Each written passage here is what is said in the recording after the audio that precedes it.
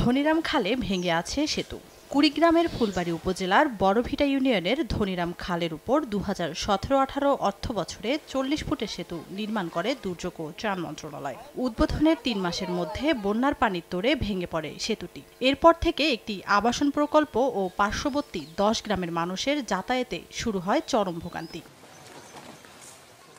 স্থানীয়রা জানান, শুকনো মৌসুমে বিভিন্ন পথ ঘুরে যাতায়াত করা গেলেও পণ্য পরিবহনে পড়তে হচ্ছে দুর্ভোগে। আর বর্ষাকালে ড্রামের ভেলায় ঝুঁকি নিয়ে যাতায়াত করতে হচ্ছে তাদের। জীবনের মান উন্নয়নের দ্রুত নতুন সেতু নির্মাণের দাবি তাদের। পানির সময় তো বেশি সমস্যা, রাস্তাপথ না থাকলে জায়গা করিয়ে গ্রামের মানুষের খুব অসুবিধা হয়ে যায়, বাচ্চা কাচ্চা স্কুলে যাইতে পারে না। রাস্তা চাই অথবা ব্রিজ চাই, আমাকে এটা না বন্ধ, খাল বন্ধ করে দেখ না আমাকে ব্রিজ দেখ। কয়েক বছরে খালের প্রস্থ বেড়ে যাওয়ায় আগের সেতুর চেয়ে এবার দ্বিগুণ দৈর্ঘ্যের সেতু নির্মাণ করতে হবে। আর উপজেলা প্রকৌশলীকে সেতু নির্মাণে প্রস্তাবনা দেওয়ার কথা জানিয়েছেন দুর্যোগ ও ত্রাণ শাখার কর্মকর্তা। এ বিষয়ে কথা হয়েছে, উপজেলা প্রশাসক অন্য যে দপ্তর দ্বারা এই বৃষ্টি করা সম্ভব তাদের সাথে কথা বলে প্রয়োজনীয় ব্যবস্থা নেবেন মর্মে জেনেছি। 2017-18 অর্থ বছরে 31 লাখ টাকা ব্যয়ে নির্মাণ করা হয় খালে ভেঙে পড়ে থাকা 40 ফুটের সেতুটি।